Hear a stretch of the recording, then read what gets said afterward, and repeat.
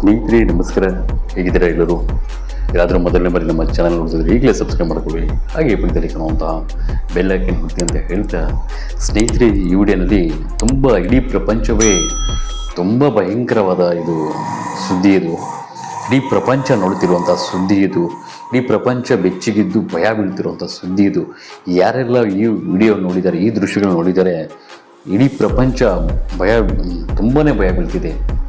ಯಾಕೆಂತ ಹೇಳಿದ್ರೆ ಸ್ನೇಹಿತರೆ, ಈ ಥರ ಸುದ್ದಿ ಈ ಮೀಡಿಯಾಗಳಲ್ಲಿ ತೋರಿಸ್ತಾ ಇಲ್ಲ. ಬೆಳಗ್ಗಿಂದ ಸಂಜೆವರೆಗೂ ಕೇವಲ ದರ್ಶನ್ದೇ ಇಟ್ಕೊಂಡ್ಬಿಟ್ಟಿದ್ದಾರೆ. ಏನಾದರೂ ಆ ದರ್ಶನ್ ಏನಾದರೂ ಸಮಥಿಂಗ್ ಕೊಟ್ಟು ಸೆಟ್ ಮಾಡೋರ್ಗೂ ಇವ್ರು ಬಿಡಲ್ವೇನೋ ಅನ್ನಿಸ್ತಾ ಇದೆ. ಆ ರೀತಿ ಇಟ್ಕೊಂಡ್ಬಿಟ್ಟಿದ್ದಾರೆ. ಪಕ್ಕದ ದೇಶದಲ್ಲಿ ನಡೀತಿರುವಂಥ ಚೀನಾದಲ್ಲಿ ಇದು ತುಂಬ ಭಯಂಕರವಾದ ದೃಶ್ಯಗಳು ಸ್ನೇಹಿತರೆ. ಇದು ಏನಂದರೆ, ಗಂಟೆಗೆ 300 ಕಿಲೋಮೀಟರ್ ವೇಗವಾಗಿ ಬೀಸುತ್ತಿರುವಂತಹ ಸುನಾಮಿ ಶುರುವಾಗಿದೆ ಚೀನಾದಲ್ಲಿ. ಅಷ್ಟು ವೇಗವಾಗಿ ಗಾಳಿ ಬೀಸುವ ರೀತಿಯಲ್ಲಿ ಮಳೆ ಶುರುವಾಗಿದೆ. ಯಾವ ರೀತಿ ಅಂದರೆ, ಇಡೀ ಪ್ರಪಂಚದಲ್ಲಿ ಈ ರೀತಿಯಾದಂತಹ 300 ಕಿಲೋಮೀಟರ್ ವೇಗ ಅಂದರೆ ಅದು ಸುಲಭವಾದ ವೇಗ ಅಲ್ಲ ಸ್ನೇಹಿತರೆ. ಅದು ಕೇವಲ 100 ಕಿಲೋಮೀಟರ್ ವೇಗದಲ್ಲಿ ಗಾಳಿ ಬೀಸ್ತಾ ಇದೆ ಅಂದರೆ ಏನೇನೋ ಅನಾಹುತಗಳಾಗ್ತವೆ. ಅಂಥದ್ದು 300 ಕಿಲೋಮೀಟರ್ ವೇಗದಲ್ಲಿ ಗಾಳಿ ಬೀಸುವ ಮುಖಾಂತರವಾಗಿ ತುಫಾನ್ ಶುರುವಾಗಿದೆ ಅಲ್ಲಿ. ಆ ತುಫಾನ್ಗೆ ಯಾವ ರೀತಿ ಅಂದರೆ, ಕಡಲ ತೀರ ಪ್ರದೇಶದಲ್ಲಿ ಇರೋರಿಗೆ ಮತ್ತು ನದಿಗಳ ಪಕ್ಕದಲ್ಲಿರುವಂಥವ್ರಿಗೆ ನದಿ ನೀರೇ ಯಾವ ಕಡೆ ಅಂದರೆ ಆ ಕಡೆ ಚುಮ್ಮಿ ಹರಿತಿದೆ.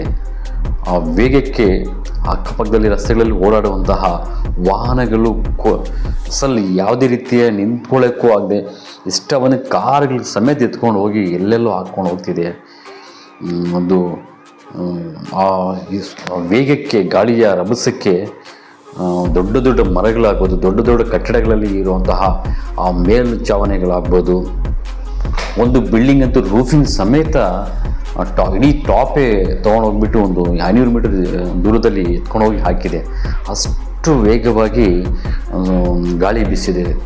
ಗಂಟೆಗೆ 300 ಕಿಲೋಮೀಟರ್ ವೇಗವಾಗಿ ಗಾಳಿ ಬೀಸೋದಂದರೆ ಅಷ್ಟು ಊಹೆ ಮಾಡೋಕ್ಕೆ ಆಗಲ್ಲ. ಆ ರೀತಿಯ ವೇಗವಾಗಿ ನಮ್ಮ ಪಕ್ಕದ ದೇಶದಲ್ಲಿ ಆದಂಥ ಚೀನಾದಲ್ಲಿ ನಡೀತಿದೆ. ಈ ತುಫಾನ್ಗೆ ಸುಮಾರು ಇಷ್ಟೊತ್ತಿಗೆ 20 ಲಕ್ಷ ಜನರ ಜೀವನ ಅಸ್ತವ್ಯಸ್ತಗೊಂಡಿದೆ. ಅಸಲು ಅವ್ರದ್ದು ಆಸ್ತಿ ಪಾಸ್ತಿಗಳು ಏನಾಗಿ ಮನೆಗಳು ಬಿದ್ದೋಗ್ಬಿಟ್ಟಿದ್ದಾವೆ. ಗಾಜಿನ ಮನೆಗಳೆಲ್ಲ ಪುಡಿ ಆಗಿಬಿಟ್ಟು ಗಾಳಿಗೆ, ಅಷ್ಟು ರಭಸವಾದ ಗಾಳಿಗೆ ಒಂದು 2ನೇ ಫ್ಲೋರ್, ಫಸ್ಟ್ ಫ್ಲೋರ್, 2ನೇ ಫ್ಲೋರ್, 3ನೇ ಫ್ಲೋರ್ವರೆಗೂ ಏನೆಲ್ಲ ಕಿಟಕಿಗಳು ಇರ್ತವೆ, ಗ್ಲಾಸ್ಗಳು ಇರ್ತವೆ, ಎಲ್ಲ ಮುರಿದು ಮೇಲ್ಛಾವಣಿಗಳು ಬಿದ್ದೋಗ್ಬಿಡ್ತದೆ. ಕೆಲವೊಂದು ರೂಫಿಂಗ್ ಸಮೇತ ಕಿತ್ಕೊಂಡು ಬರ್ತಿದೆ. ರಸ್ತೆಗಳಲ್ಲಿರುವಂಥ ಕಾರುಗಳಾಗ್ಬೋದು, ಆಟೋಗಳು ಆಗ್ಬೋದು, ಕೊಚ್ಕೊಂಡು ಗಾಳಿಗೆ ಒಂದು ಗಾಳಿಪಟ ಹೋದಂಗೆ ಹೋಗ್ತಿದೆ. ತುಂಬ ಭಯಂಕರವಾದ ಇದು ತುಫಾನ್ ಅಂತ ಹೇಳ್ಬೋದು. ಈ ಪ್ರಪಂಚದಲ್ಲೇ ಯಾವುದೇ ಒಂದು ಮೂಲೆಯಲ್ಲಿ ಕೂಡ ಅಷ್ಟು ವೇಗವಾಗಿ ಗಾಳಿ ಬೀಸಿ ಇಷ್ಟು ತೊಂದರೆ ಆಗಿಲ್ಲ ಸ್ನೇಹಿತರೆ. ಅಷ್ಟು ಮೊತ್ತದಲ್ಲಿ ಪಕ್ಕದ ದೇಶದಲ್ಲಿ ಚೀನಾದಲ್ಲಿ ನಡೀತಿದೆ ಅಂದರೆ ಪ್ರತಿಯೊಬ್ಬರು ಇವತ್ತು ಈಗ ಯೋಚನೆ ಮಾಡಬೇಕಾಗಿರೋ ವಿಷಯ ಇಷ್ಟೇ. ಪ್ರತಿಯೊಬ್ಬರಿಗೂ ತುಂಬ ಸಮಸ್ಯೆ ಬಂದಿದೆ, ಹತ್ತಿರ ಬಂದಿದೆ, ಪ್ರತಿಯೊಬ್ಬರಿಗೂ ಹೋಗೋ ಕಾಲ ಬಂದಿದೆ ಅಂತ ಯೋಚನೆ ಮಾಡಬೇಕು. ಆ ರೀತಿ ಇದು ಗಾಳಿ ಬೀಸ್ತಿದೆ. ಅಷ್ಟು ದೊಡ್ಡ ಮೊತ್ತದಲ್ಲಿ ಅನಾಹುತ ಆಗ್ತಿದೆ ಸ್ನೇಹಿತರೆ. ಯಾಕೆಂತ ಹೇಳಿದ್ರೆ, ಇವತ್ತು ಪ್ರಕೃತಿಗೆ ವಿರುದ್ಧವಾಗಿ ಪ್ರಕೃತಿಗೆ ಕೋಪ ಬಂದರೆ ಯಾವ ರೀತಿ ಇದು ಮನುಕುಲನಿಗೆ ಭಯ ಬೀಳಿಸುತ್ತೆ ಅಂಥೇಳಿ ಈ ಘಟನೆ, ಈ ದೃಶ್ಯಗಳನ್ನು ನೋಡಬೇಕು. ವಾಹನಗಳಲ್ಲಿ ಓಡಾಡೋಂಥವ್ರು ಗಾಳಿಪಟಗಳ ಥರ ತೆಲಾಡ್ತಾ ಇದ್ದಾವೆ ಗಾಳಿಯಲ್ಲಿ. ಅಷ್ಟು ಮೊತ್ತದಲ್ಲಿ ಗಾಳಿ ಬೀಸ್ತಾ ಇದೆ. ಸುಮಾರು ಕಟ್ಟಡಗಳು ಬಿದ್ದೋಗಿದ್ದಾವೆ. ಸಮುದ್ರ ತೀರ ಪ್ರದೇಶದಲ್ಲಿರುವುದು, ನದಿ ತೀರ ಪ್ರದೇಶದಲ್ಲಿರುವಂಥವ್ರಿಗೆ ದೊಡ್ಡ ದೊಡ್ಡ ಕಲ್ಲು ಬಂಡೆಗಳು ಕೊಚ್ಕೊಂಡು ಬರ್ತಾ ಇದ್ದೇವೆ. ಮನುಷ್ಯರ ಮೇಲೆ ಬೀಳ್ತಿದ್ದೇವೆ, ಕಟ್ಟಡಗಳ ಮೇಲೆ ಬೀಳ್ತಿದೆ. ತುಂಬ ರಸ್ತೆಗಳ ಮೇಲೆ ಬಂದು ನೀರು, ದೊಡ್ಡ ದೊಡ್ಡ ಬಂಡೆಗಳ ಸಮೇತ ರಸ್ತೆಗಳು ಬಂದು ಬೀಳ್ತಿದ್ದಾವೆ. ಸುಮಾರು ನೂರಾರು ಅಲ್ಲ, ಸಾವಿರಾರು ಜನ ಸತ್ತೋಗ್ತಿದ್ದಾರೆ.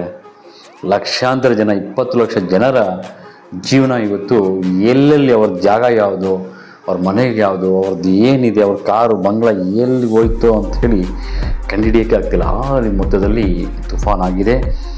ಎಷ್ಟು 300 ಕಿಲೋಮೀಟರ್ ವೇಗದಲ್ಲಿ ಬೀಸುತ್ತಿರುವಂತಹ ಗಾಳಿ ಇದು. ಸ್ನೇಹಿತರೆ, ಇವೆಲ್ಲ ನಡೀತಿರೋದು ಪ್ರಕೃತಿಯಲ್ಲಿ, ಕೇವಲ ಪ್ರಕೃತಿಗೆ ತಾಯಿಗೆ ಕೋಪ ಬಂದ ರೀತಿಯಲ್ಲಿ. ಇವತ್ತು ಮನುಷ್ಯ ಅನ್ನೋನು ಇಷ್ಟ ಬಂದಂಗೆ ಪ್ರಕೃತಿಗೆ ನಷ್ಟ ಉಂಟು ಮಾಡ್ತಾ ಇದ್ದಾನೆ. ಈಗ ಒಂದು ರೀತಿಯಲ್ಲಿ ಬೆಟ್ಟ ಗುಡ್ಡನ್ನು ಕರಗಿಸ್ತಾ ಇದ್ದಾನೆ.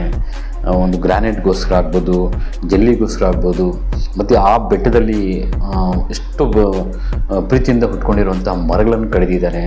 ಮರಗಳಿಲ್ಲ, ಮರಗಳ ಪ್ರಮಾಣ ಜಾಸ್ತಿ ಕಡಿಮೆ ಮಾಡ್ತಿದ್ದಾನೆ. ನೋಡೋಕ್ಕೂ ಮರಗಳಿಲ್ಲ.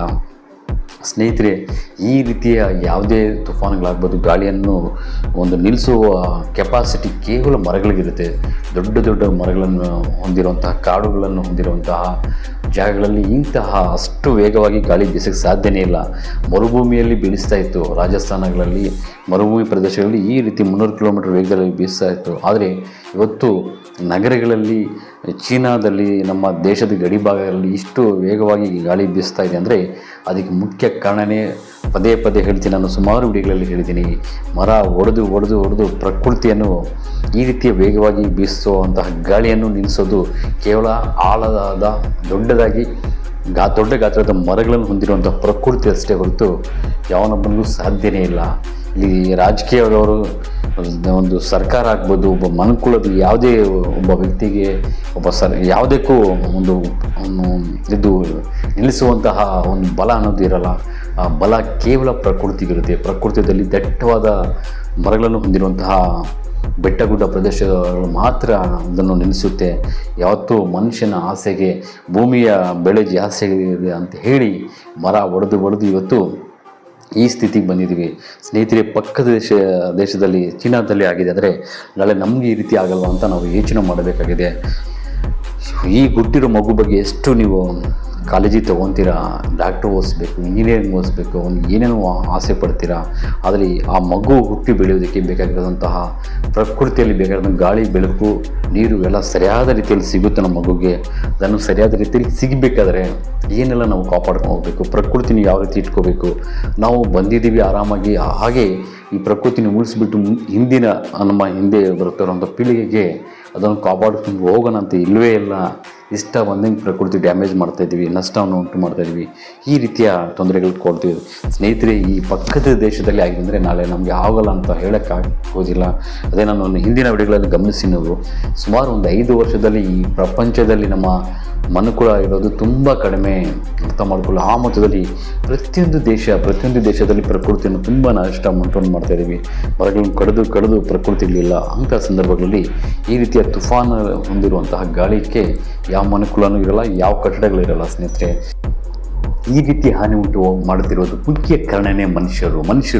ಯಾಕೆಂತ ಹೇಳಿದ್ರೆ ಇವತ್ತು ನಮ್ಮ ತೆರಿಗೆ ಹಣ 40% ನಮ್ಮ ಹಣವನ್ನು ಕೂಡಿ ಇಟ್ಟುಕೊಂಡಿರುವಂತಹ, ನಮ್ಮನ್ನು ಆಳ್ವಿಕೆ ಮಾಡ್ತಿರುವಂಥ ಸರ್ಕಾರಗಳನ್ನು ನಡೆಸುವಂತಹ ಒಬ್ಬ ವ್ಯಕ್ತಿ ಯಾರೆಲ್ಲ ಇರ್ತಾನೆ ಅಥವಾ ತುಂಬ ದೊಡ್ಡ ವಿದ್ಯಾವಂತರಾಗಿರಬೇಕು.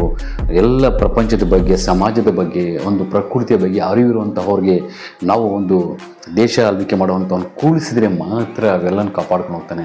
ಇವತ್ತು ಮನುಷ್ಯ ಏನಂದರೆ ಮತ ಹಾಕುವಾಗ ಸಮಾಜದಲ್ಲಿ ಜನರು ಮತ ಹಾಕೋಕ್ಕೆ ಅವನು ಎಷ್ಟೇ ಕಲಾ ಆಗಲಿ, ಅವನು ಏನು ವಿದ್ಯಾವಂತ ಅಂತ ಯೋಚನೆ ಮಾಡಲ್ಲ. ಅವನು ಏನಕ್ಕೂ 4 ಹಾಕಿದ್ರೂ ಅವನು ಹಣ ಕೊಟ್ಟರೆ, ಮತಕ್ಕೆ 2,000-3,000 ಕೊಟ್ಟರೆ ಸಾಕು, ನೀವು ಮತ ಹಾಕಿಬಿಡ್ತೀರಾ. ನೀವು ಮಾರ್ಕೊಳ್ಳುವಂಥ ಆ ಮತ ಇವತ್ತು ಈ ರೀತಿಯ ಪರಿಸ್ಥಿತಿ ತರೋಕ್ಕೆ ಇಷ್ಟಪಡುತ್ತೆ. ಸ್ನೇಹಿತರೆ, ಅಷ್ಟೇ ದೇಶ ಆಳ್ವಿಕೆ ಮಾಡೋವಂಥವ್ರು, ಒಂದು ರಾಜ್ಯ ಆಳ್ವಿಕೆ ಮಾಡುವಂಥವ್ರು ಪ್ರಕೃತಿ ಬಗ್ಗೆ, ಈ ಮನುಷ್ಯನಿಗೆ ಯಾವ ರೀತಿ ಕಾಪಾಡ್ಕೊಂಡು ಹೋಗಬೇಕು, ಯಾವ ರೀತಿ ಬ್ಯಾಲೆನ್ಸ್ ಮಾಡ್ಕೊಂಡು ಹೋಗಬೇಕು ಸಮಾಜವನ್ನು ಅಂತ ಹೇಳಿ ಮನುಷ್ಯನಿಗೆ ಕಾಪಾಡಬೇಕು. ಅಂದರೆ ಕೇವಲ ಸಮಯಕ್ಕೆ ತಕ್ಕಂಥ ಊಟ ಅಂತಲ್ಲ, ಈ ಪ್ರಕೃತಿ ಇದೊಂದು ಹಡಗು ಇದ್ದಂಗೆ. ಈ ಪ್ರಕೃತಿಯಲ್ಲಿ ನಾವು ಜೀವನ ಮಾಡ್ತಾ ಇರೋದು ಒಂದು ಸಮುದ್ರದಲ್ಲಿ ಹಡಗಲ್ಲಿ ಪ್ರಯಾಣ ಮಾಡೋ ರೀತಿಯಲ್ಲಿ ಮಾಡ್ತಾ ಇದ್ವಿ. ಸ್ನೇಹಿತರೆ, ಆ ಹಡಗು ಯಾವುದೇ ರೀತಿಯ ಸಮಸ್ಯೆ ಆಗದಂಗೆ, ಡ್ಯಾಮೇಜ್ ಆಗದೆ ಇದ್ದರೆ ಮಾತ್ರ ನಾವು ದೊಡಗಿಸ್ತಿರ್ತೀವಿ. ಆದರೆ ಇವತ್ತು ಸರ್ಕಾರಗಳನ್ನು ನಡೆಸಿರುವಂತಹ ರಾಜಕಾರಣಿಗಳು ಅವತ್ತು ಕೇವಲ ಅವ್ರ ಪಕ್ಷಗಳನ್ನು ಬೆಳೆಸ್ಕೊಳ್ಳೋಕ್ಕೆ, ಅವ್ರ ಜಾತಿಗಳನ್ನು ಬೆಳೆಸ್ಕೊಳ್ಳೋಕ್ಕೆ ಜಾತಿ ರಾಜಕೀಯ, ಅವ್ರ ಪಕ್ಷದ ರಾಜಕೀಯ ಮಾಡ್ತಾ ಇದ್ದಾರೆ ಹೊರತು ಮನುಷ್ಯನಿಗೆ ಉಳಿಸುವಂತಹ ಯಾವ ಒಬ್ಬನೂ ಯೋಚನೆ ಮಾಡ್ತಿಲ್ಲ. ಹಾಗಾಗಿ ಇವತ್ತು ಪ್ರತಿಯೊಬ್ಬರು ಒಂದೇ ಸಲ ಸಾಯ್ತೀರ, ಒಬ್ಬೇ ಸಲ ಸಾಯಬೇಕಾಗುತ್ತೆ. ಆ ರೀತಿಯ ಘಟನೆಗಳು ಬರ್ತವೆ. ಯಾಕಂದರೆ ನಾನು ನೀವು ಒಂದು 10 ಜನ 20 ಜನ 30% ಯೋಚನೆ ಮಾಡ್ತೀವಿ ಮುಂದಿನ ಪೀಳಿಗೆಗೆ ಬೇಕಾಗಿರುವಂಥ ಸಮಸ್ಯೆಗಳ ಬಗ್ಗೆ. ಆದರೆ 70% ಜನರಿಗೆ ನಾವು ಪಾಠ ಮಾಡೋಕ್ಕಾಗಲ್ಲ. ಅವ್ರ ಇಷ್ಟವನ್ನು ಕುಡಿಯೋಕ್ಕೆ ಕೊಟ್ಟರೆ ಮತ್ತೆ ಆಗಿಬಿಡ್ತಾರೆ. ಅವನ ಕಳ್ಳನ ಕುಡುಕನ ಇಲ್ಲ ಅವನ ಒಂದು ಜಾತಿವಾದಿ ಇಟ್ಕೊಂಡು ಗಮನದಲ್ಲಿ ಅವೆಲ್ಲ ನೋಡಲ್ಲ. ಹಣ ಕೊಟ್ಟರೆ ಅವನಿಗೆ ಜೈ ಅಂತೀರ. ಅದೇ ದೊಡ್ಡ ಸಮಸ್ಯೆ ಇವತ್ತು. ಹಾಗಾಗಿ ತುಂಬ ಕಷ್ಟ ಇದೆ ಮುಂದಿನ ದಿನಗಳಲ್ಲಿ. ಈಗಾದರೂ ಎಚ್ಚರ ವಹಿಸಿ ಅಂತ ಹೇಳ್ತಾ ನಮಸ್ಕಾರ, ಧನ್ಯವಾದಗಳು.